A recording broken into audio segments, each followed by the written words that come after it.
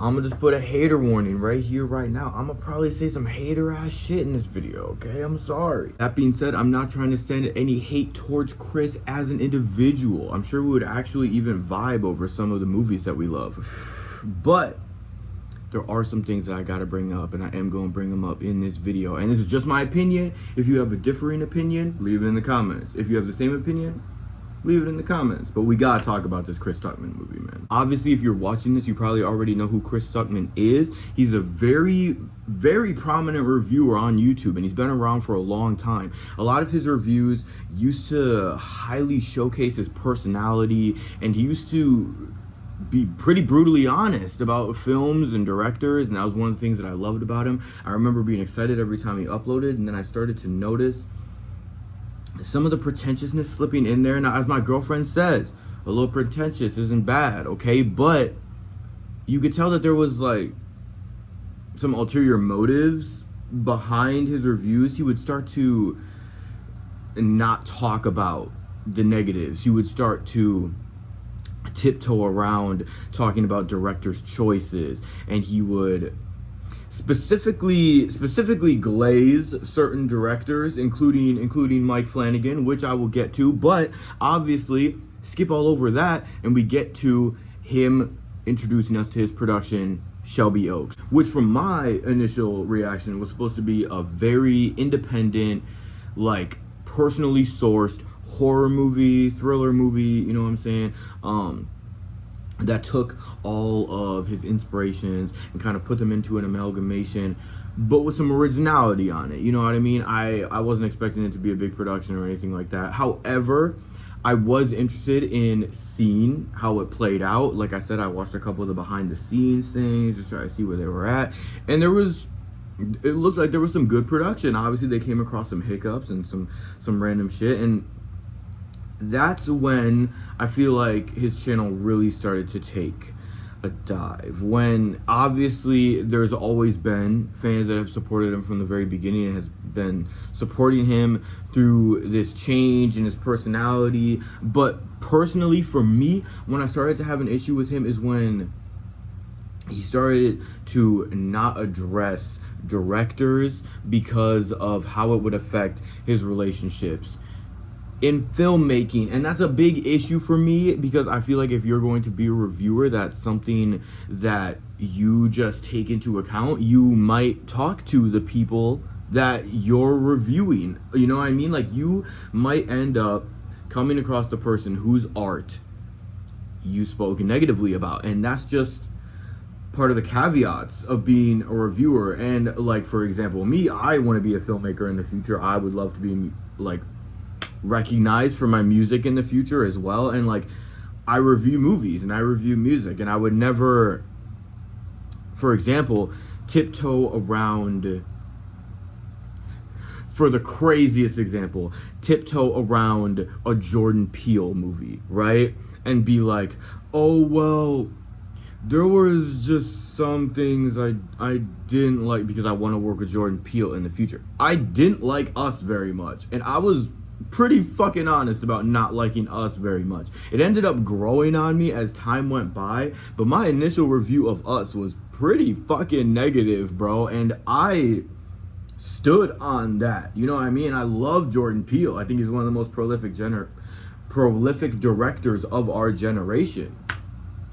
Hate me, but I'm not gonna stifle honesty, because that's what people come to you for, is honesty. All that to say, about 24 hours ago, Neon, yes, Neon, long legs Neon, posted a teaser picture for Shelby Oaks, directed by Chris Stuckman, and I believe executive produced by Mike Flanagan. Crazy. It is crazy what dick riding will get you in this industry. It is crazy what dick sucking will get you in this industry. And I said that I would say some hater shit. So don't come at me in the comments like, oh, you're just a fucking hater. He worked so hard for this. He's been making movies his entire life, ever since he was a child. It's not about this. Shut the fuck up, okay? Because, look, it's okay. It's okay. I've done some dick sucking myself, okay?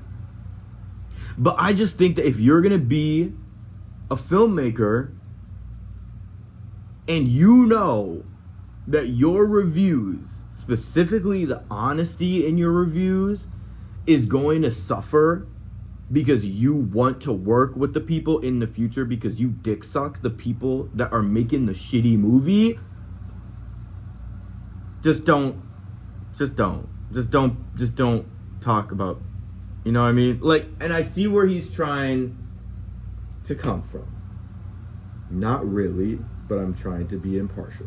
I see what he's trying to do with the whole, oh, I only want to talk about I don't. I don't see what he's trying to do. I don't, because that's not how art works. I'm sorry. Like, obviously, it's good to be positive, it's good to be uplifting, and it's good to show support for art that you love. It's also good to gatekeep, though. And it's also good to shit on something if it's bad. Who cares, bruh? If I put out something, which I have, and it was bad, which it was, and people shit on me, which they did, how is it their responsibility? How is it my prerogative to get upset at them for their reception on some you don't get it shit, which is a valid argument for a lot of art? You just don't get it. It's not for you. Like, on some normie shit, it's not for you. But Madam Web? Come on now, bruh. Now look, shout out Chris, okay? Because I know he's been making films his entire life. I know he's been doing this since he was a child. I can only imagine the feeling in his head when he found out that Neon was finna be distributing his movie. I can only imagine. Shout out to you, bruh. I'm serious. From a future filmmaker to a current filmmaker, shout out to you, bruh. And I'm glad you were able to get this. However, as an artist, I kind of disagree with the way you went about this. And look, this is just my personal opinion, and y'all can suck my dick. This is just my personal opinion, and I'm not, like I said, not trying to send any hate his way. But I am saying, in my opinion, it doesn't seem right for him to continue the channel in the capacity that it is. I can't speak on another person's life, bro. I'm just saying, as a previous fan, as someone who's definitely unsubscribed and low-key, like, just want to see either a return to form or just, look, bro, if you want to be a pretentious douchebag director, just be a pretentious douchebag director. Like, people will love that. People like that. I might like that. You know what I mean? I love Gaspard Noe. You know what I mean? I love all my dickhead weird directors that are super pretentious and just don't talk. Look, if you want to be that, be that. But, like I said, it gets a little murky, it gets a little weird when you're putting out movies and you're getting distributed by Neon, and then a day later you're dropping a review of a Neon movie, and it's like, oh, by the way, I got those switched up, but oh, you know what I mean? Is there a conflict of interest? There is a conflict of interest. And not only are you completely giving into this conflict of interest, you're just expecting your audience to play along with it, which is weird. And that's the only reason I wanted to come on here and talk about it, because it's weird. It's just weird. And look, if you disagree with me, I want to hear about it. I really do. And look, don't go send hate to Chris like I have an army of subscribers to send hate to Chris.